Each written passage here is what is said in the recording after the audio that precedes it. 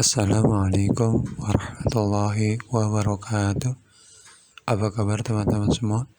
Semoga dalam keadaan sehat walafiat. Amin ya rabbal alamin. Kembali ke pelajaran SKI. Kita masih bahas tentang Wali Songo, yaitu tentang Ja'far Shadiq Azmat Khan atau Sunan Kudus.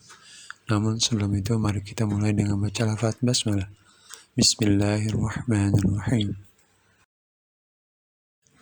Yang pertama, biografi Sunan Kudus.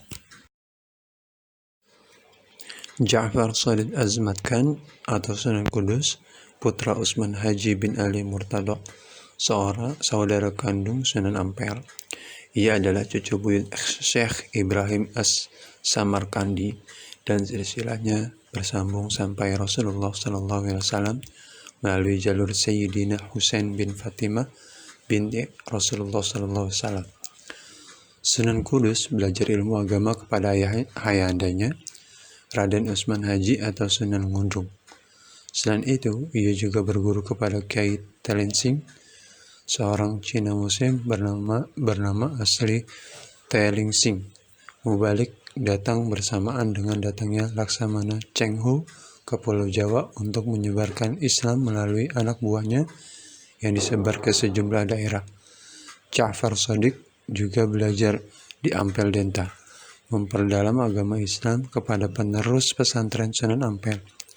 Di samping itu, terdapat hubungan keluarga dari ibunya Ja'far Shadiq dan Sunan Ampel. Ia juga pernah mengembara ke berbagai negeri dari tanah Hindustan sampai ke tanah suci Mekah dalam rangka beribadah haji. Dalam dakwahnya, Sunan Kudus menggunakan pendekatan seni dan budaya, sebagaimana yang dilakukan oleh Wali Songo lainnya. Sunan Kudus tidak melakukan perlawanan keras, melainkan menghargai dan mentoleransi budaya setempat. Bersama masyarakat, ia membangun masjid dan menara Kudus, dan padasan atau tempat wudhu dengan arsitektur yang mengadopsi ajaran Hindu-Buddha. Dakwah Sunan Kudus disampaikan dengan tutur bahasa yang santun dan akhlak mulia. Di samping menyampaikan ajaran Islam, ia juga mengajarkan hal-hal terkait dengan kehidupan sehari-hari, seperti pandai besi dan alat-alat pertukangan lainnya. Tidak diketahui pasti tahun wafatnya Sunan Kudus, namun beliau dimakamkan di bagian belakang Masjid Agung Kudus, Kota Kudus, Jawa Tengah. Yang kedua, peran Sunan Kudus dalam mengembangkan Islam di Indonesia. Pertama, mempelopori toleransi beragama. Di awal dakwahnya ke Kudus, Sunan Kudus mementingkan persatuan masyarakat lokal dengan menghormati pemeluk agama lain. Ia melarang menyembelih sapi pada saat pelaksanaan ibadah kurban. Hal ini dilakukan sebagai bentuk toleransi kepada ajaran agama lain yang memposisikan sapi sebagai hewan yang dihormati dan dikeramatkan. Pelarangan tersebut bukan karena dilarang menurut ajaran Islam, tapi penyembelihan sapi pada saat itu dapat menimbulkan ketersinggungan sebuah kerajaan yang dipimpin Pangeran Poncowati. Yang kedua, melakukan akulturasi budaya Islam dan budaya lokal. Yang pertama, membangun masjid dan menara Kudus. Sejak meninggalkan Demak dan tinggal di Kudus, Ja'far Shadiq memulai dakwahnya dengan membangun Masjid Agung Kudus yang besar dan indah. Sebuah inskripsi berbahasa Arab menyebutkan bahwa masjid tersebut dibangun tahun 956 Hijriah atau 1549 Masehi. Arsitektur Menara Kudus yang unik menggambarkan kompromi Islam dengan arsitektur setempat yang bercirikan Hindu sebagai upaya pribumisasi ajaran Islam di tengah masyarakat yang sudah mapan dalam budayanya. Yang kedua, membangun padasan atau tempat wudhu. Padasan dibangun dengan pancuran berjumlah 8 dan diberikan arca di atasnya. Dalam ajaran Buddha, arca menjadi simbol dalam keyakinan mereka.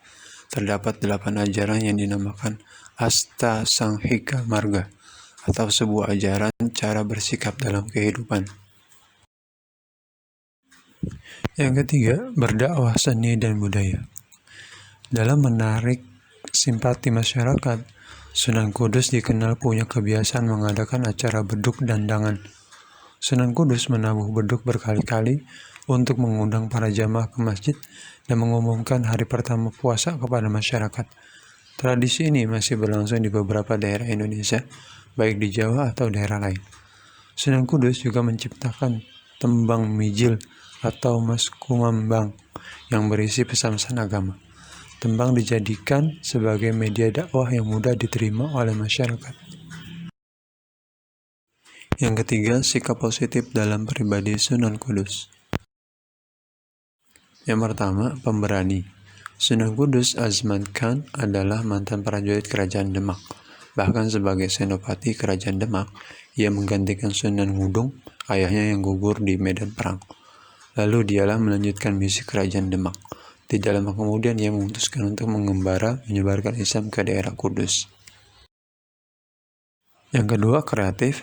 Upaya-upaya yang dilakukan Sunan Kudus dalam mengembangkan Islam di kota Kudus mencerminkannya sebagai sosok yang kreatif dan selalu berpikir mencari cara-cara unik dalam menarik simpati masyarakat agar memeluk Islam. Seperti menambatkan sapi di halaman masjid, melarang masyarakat menyembelih sapi, dan mempelopori akulturasi budaya Islam, Jawa, Hindu, Buddha, dan Cina dalam arsitektur Menara Kudus, Lawang Kembar, dan Padasan. Yang ketiga, seniman. Selain sebagai ulama penyebar Islam, Sunan Kudus juga dikenal pencipta tembang miji dan mas kumbang. Tembang adalah puisi tradisional Jawa yang muncul di akhir Majapahit, diciptakan oleh para wali Songo. Lewat tembang-tembang yang diciptakan dan disebarkan ke masyarakat, Sunan Kudus menyisipkan ajaran Islam melalui isi tembang, sehingga dengan mudah diingat oleh masyarakat.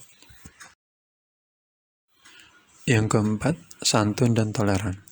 Sejak perjalanan Sunan Kudus dalam menyebarkan Islam melalui jalan damai terlihat dari peninggalannya. Seperti Masjid Menara Kudus menjadi salah satu bukti Sunan Kudus tidak serta-merta memaksakan ajaran Islam diterima masyarakat. Ia tampil mengkompromikan berbagai budaya dan kearifan lokal.